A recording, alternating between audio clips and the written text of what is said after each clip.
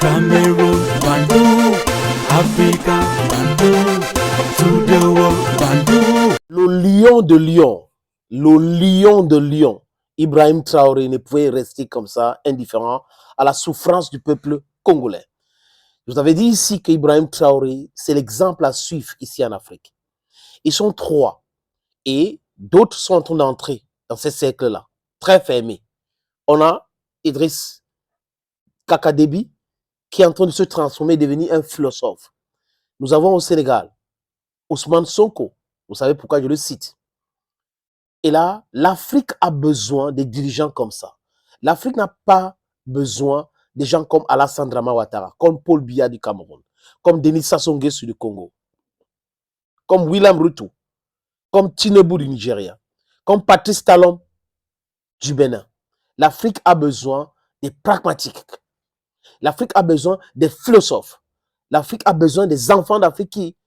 On ne doit pas les dire. Si le Congo souffre, vous ne dites rien. Ça peut avoir un ripple effect on other countries. Si quoi du caca, il fait du café. Donc on doit faire très attention. Salut les amis, j'espère que vous allez bien. Ici c'est votre humble serviteur.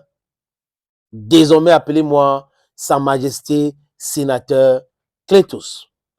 L'homme le plus noir de la terre, le digne fils d'Afrique, et fier d'ailleurs de l'être.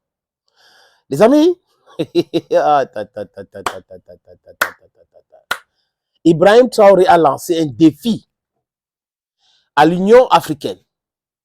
Si l'Union africaine est vraiment libre, indépendante, que l'Union africaine essaie de faire quelque chose pour obliger le Rwanda de quitter la RDC. Parce que le Rwanda est en RDC. C'est la guerre que Paul Kagame a déclarée en RDC.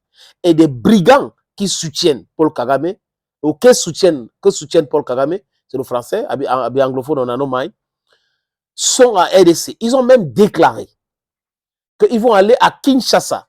Pour faire quoi?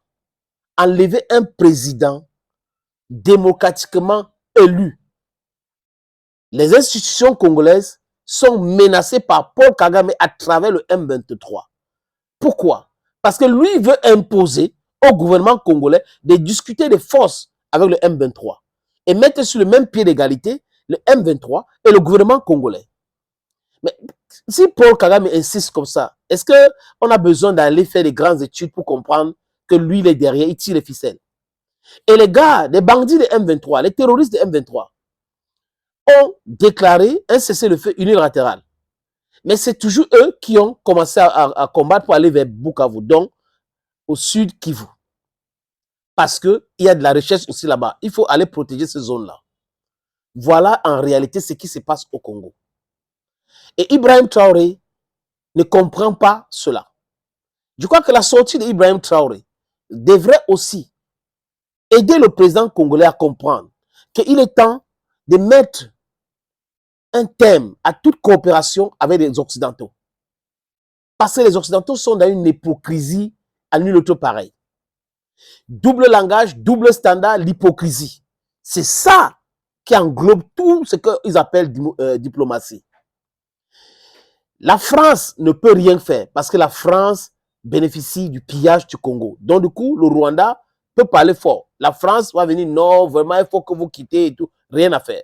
L'Union européenne va toujours dire, oh bon, ouais, c'est pas bien, vraiment. En réalité, l'Union européenne est en train d'aider le Rwanda à piller davantage et s'enrichir de façon illicite. Du moins, les élites européennes. Parce que ce n'est pas le peuple. C'est les élites qui sont des milliardaires. Hein. La plupart sont des milliardaires. Et c'est comme ça. Ils sont devenus riches par le vol, par le pillage. Le Burundi condamne ce qui se passe à RDC. Le Burundi critique vertement Paul Kagame, qui n'est pas très content. Les amis, le Burundi est là. Paul Kagame ne doit pas oublier. Même l'Ouganda ne doit pas oublier qu'on peut aussi les déstabiliser. Ils ne doivent pas oublier que ça peut être une guerre sous-régionale. Le Congo, c'est quand même 100 millions de personnes.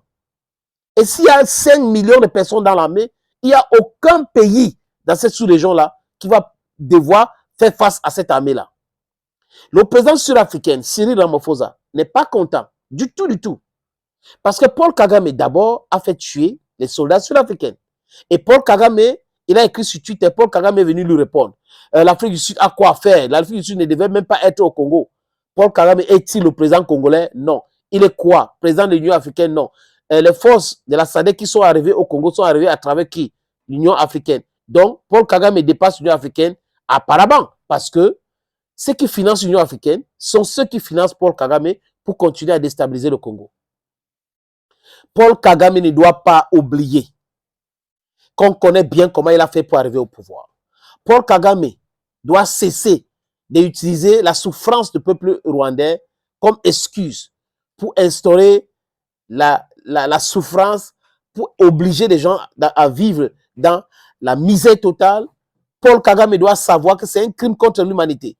Son attaque au Congo a fait tomber combien de personnes? Plus de 3000 personnes. Les chiffres ne viennent pas de moi. Ça vient des institutions entre guillemets internationales.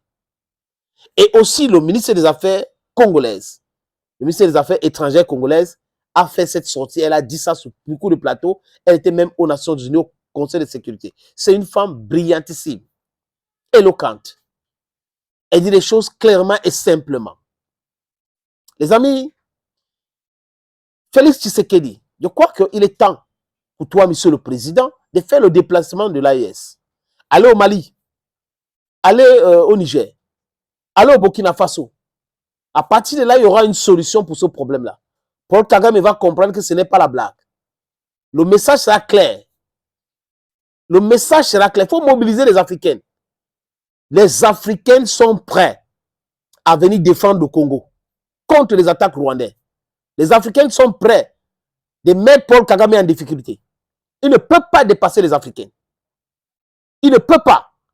Si l'Afrique est sur place aujourd'hui, c'est à cause de gens comme Paul Kagame. C'est à cause de gens comme William Ruto. C'est à cause de gens comme Museveni. C'est à cause de ceux-là qui pensent que c'est le pillage d'un autre pays qui va faire bomber les comptes bancaires et comme ils auront beaucoup d'argent et ça fait des richissimes et le peuple va faire comment? Donc ils sont là en train de penser à eux, uniquement à eux et non au peuple. Museveni est présent depuis combien de temps? Qu'a-t-il fait? William Ruto is the president of Kenya. I went to Kenya last year and the economic situation is not the best. People are complaining every day. The governance situation in Kenya is not the best, I said. And William Ruto is contested by so many Kenyans. That's exactly what's happening in Africa. You have some leaders, some rulers, some elites who are benefiting from everything that Africa offers or can offer, but they don't want Africans to benefit. Parce que si la richesse du Congo était exploitée par les Congolais et développer le Congo, les Africains devraient plutôt, au lieu d'aller traverser la Méditerranée, devaient aller travailler à Kivu, devaient aller travailler à Goma. C'est comme ça. Pourquoi vous êtes criminel comme ça? Pourquoi vous n'aimez pas l'Afrique? Ibrahim Traoré, s'il vous plaît, monsieur le président, votre sortie est une sortie vraiment formidable. J'espère que vous allez discuter avec votre collègue, votre frère congolais pour pouvoir essayer de concocter quelque chose pour lutter contre les attaques répétées de Paul Kagame au Congo. Thank you, friends, and bye-bye for now.